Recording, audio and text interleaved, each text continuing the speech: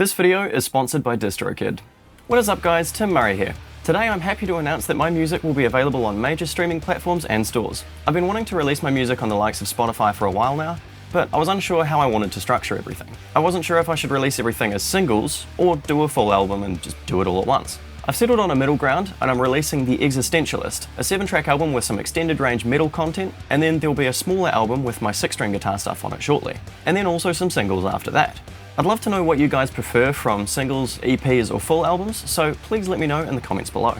Music and video production is my passion, so I'll always do it regardless of money, but now this gives you guys a way to support me in what I do, and hopefully make even better content in the future. So I distributed the Existentialist with help from this video's sponsor and also my first ever sponsor, DistroKid. DistroKid is a digital music distribution service which I've previously used for my electronic music, which allows you to get your music onto many different platforms easily. This is a super easy way to get your music onto platforms such as Spotify, Apple Music, Pandora, Tidal, the list goes on, and you can even now use DistroKid to get your music onto TikTok. This saves the hassle of having to jump through numerous hoops to please different streaming services. DistroKid sorts this out for you by consolidating the upload process into one convenient format. Their cheapest plan, which is called Musician, starts out at $19.99 per year, and you keep 100% of your earnings, which is insanely good, hence why I've had my DistroKid subscription for a couple of years now. And if you use my VIP link in the top of the description, you get 7% off your first year.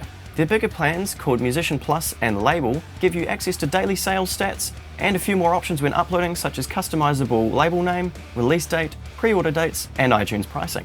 Musician Plus allows you to upload tracks under 2 artist or band names, and Label opens that up even further with 5 to 100 artist or band name slots available. Even with the baseline Musician plan, you get unlimited uploads with no added cost, which is a big win. The only additional costs when uploading are all optional extras. These extras do a few things which are pretty neat, from detecting when your track is used in a YouTube video, Shazam and Siri being able to identify your track for listeners, to even having your release available forever, even if your membership expires for any reason. So be sure to check out DistroKid via the link in the description and get your music out to the masses. Now I'm really stoked with this release, as I've done everything for this by myself. All recording, mixing, mastering, and even the album artwork were made by me. Well, mostly me. My partner drew the mandala for it. She's bloody talented.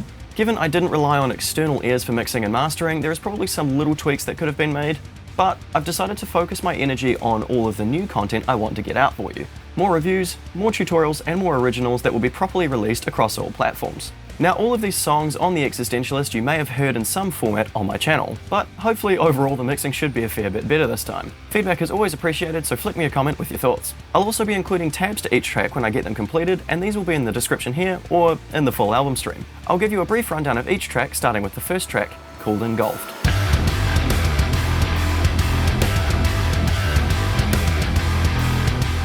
So the first track on this album is titled Engulfed. You may recognize this one from a year or so ago from the video Bass Only Metal. What I did was take that track from that video, moved everything up a few semitones, and then re-recorded the distorted lines on my Squier vintage modified Jazzmaster baritone. I've altered a couple of riffs ever so slightly for this version, but the main changes have been to the mixing side of things, and of course, the different key. The track is in standard tuning, but a whole octave down, as the baritone has 16 to 80 gauge strings on it.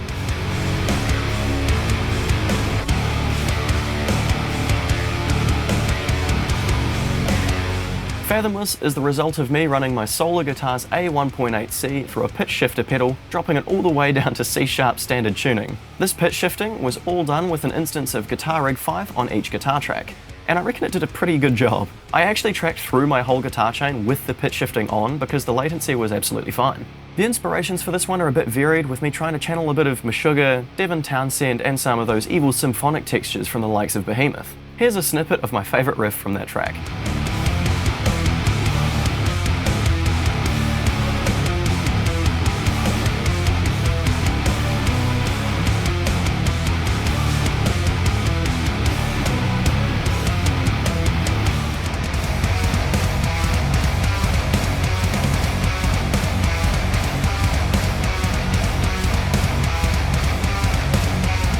Marching for Mankind was initially written on my Ibanez RG8 back in April 2019.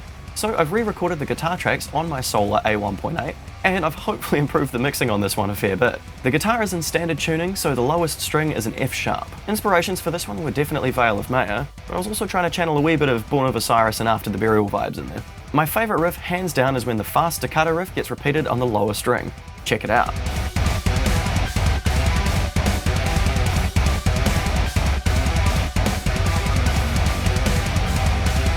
This track also features my sidechain gating technique, which I have done a full tutorial on. Check it out via the card up here.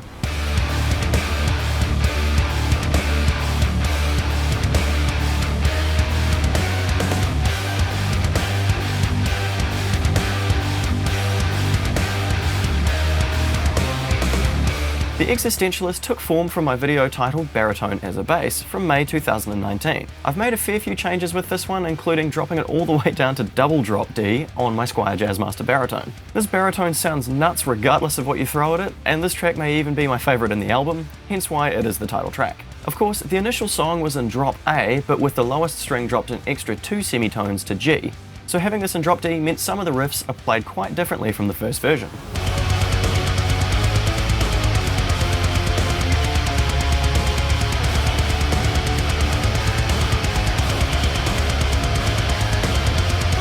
Now Collapse has a very interesting story to it. This track is titled Collapse after I randomly fainted in the bathroom late one night, hitting a cabinet on the way down and scoring myself 3 days off work and a scar on my back. I then had to get a CT head scan, blood tests, an ECG, an appointment with a cardiologist, and I had to wear a Holter heart monitor for 24 hours to check out why I fainted. Yes, some of the sticky pads from the sensors did rip some hair out, and I was not happy about it. The conclusion of my tests, you ask? All of my test results came back completely normal. Maybe my blood pressure was a little bit high, but that was probably just due to being unfit and putting on weight quickly. I was basically told just to eat something that wasn't a carbohydrate for once and go for a run 3 times a week. Because of the 3 days downtime after initially fainting, I managed to finish this track a lot quicker than anticipated, hence the name. This was the first track I wrote using my Solar Guitar's A1.8C, which was set up in standard tuning with 9 to 68 gauge strings.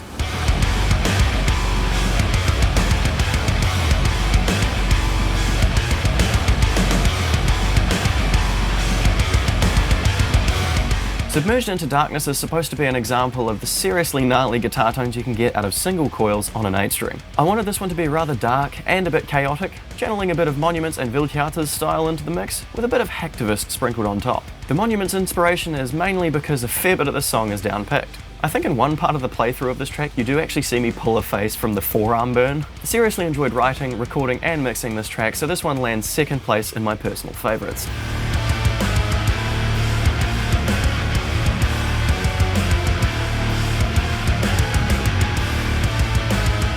Fulminate is another one of the double drop D experiments I did with the Squier Jazzmaster baritone. This was only supposed to be a little test clip, but it somehow ended up being a full song. I'm not mad, but whenever I try to write a full track, I sometimes find it hard to complete.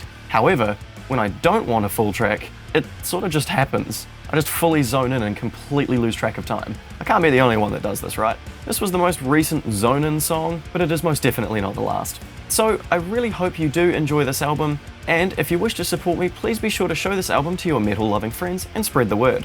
Because of the support I've been receiving from you guys, it's pushing me to get more content out frequently, so this definitely won't be the last album project for me this year. I thank you guys heaps for your support, and please keep it coming. I love it. So thanks for watching and have a wonderful day. Timmy out.